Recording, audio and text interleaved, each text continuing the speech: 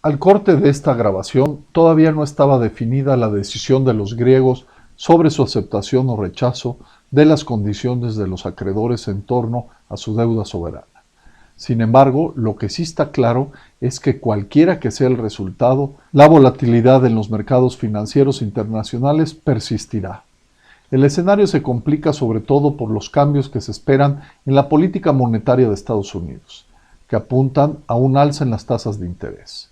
Esto puede demorarse, pero se da por descontado que ocurrirá. La situación en China y Europa, donde la economía sigue mostrando gran debilidad, contribuye también a la incertidumbre. Lo que procede para México, sin duda, es la prudencia, para blindar las condiciones de estabilidad macroeconómica, máxime con finanzas públicas presionadas por un mayor déficit y con ingresos petroleros a la baja, y sin que se perfile un repunte en el corto plazo.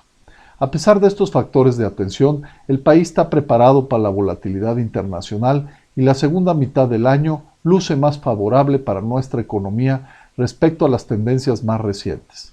Datos como los del PIB del primer trimestre del año confirman una recuperación del crecimiento, si bien moderada.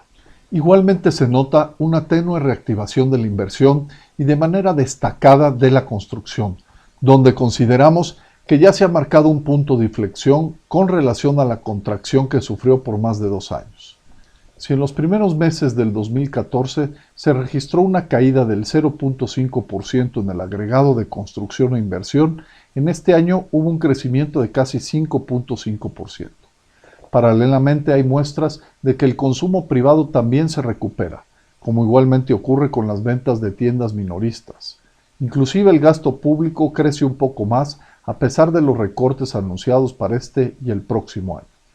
De esta forma, podemos cerrar el año con un crecimiento de entre 2.7 y 3%, y para el 2016 lograr hasta un 3.5%, muy por debajo de las necesidades y potencial de México, pero mejor que los años previos y que el desempeño de economías similares como las de América Latina. Si bien para el 2016 pesarán más los recortes presupuestales anticipados, esperemos que la construcción y la inversión tendrán una incidencia mucho mayor, tanto por la aportación de la iniciativa privada como la del sector público. Desde finales de este año debe acelerarse el despliegue de partes fundamentales del Programa Nacional de Infraestructura y de proyectos que derivan de las reformas estructurales. Sin embargo, es claro que el desafío no es que el PIB crezca un punto más, sino al menos el doble y de manera sostenida, es decir, las tasas del 5% que aún parecen lejanas como posibilidad. Sin descuidar la estabilidad macroeconómica, necesitamos que todos los motores de la economía funcionen a plena capacidad para tener un mejor desempeño en lo inmediato, sin perder el foco de la transformación de largo plazo. Hay margen y opciones para avanzar con mayor rapidez en ese objetivo, y ahí radica uno de los grandes retos del semestre que apenas comienza.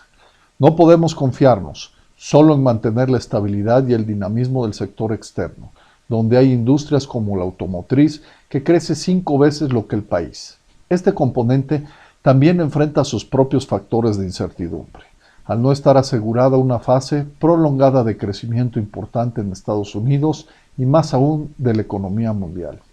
Nos urge tener activadas más industrias con empuje, nuevos motores que aporten al crecimiento agregado. Las reformas son claves en este sentido, pero está demostrado que no van a realizarse y detonar todo su potencial si se descuida su implementación oportuna, eficaz y completa. Es fundamental que el sector público en los 3 niveles de gobierno ejerza plenamente, en tiempo y forma, los recursos en infraestructura.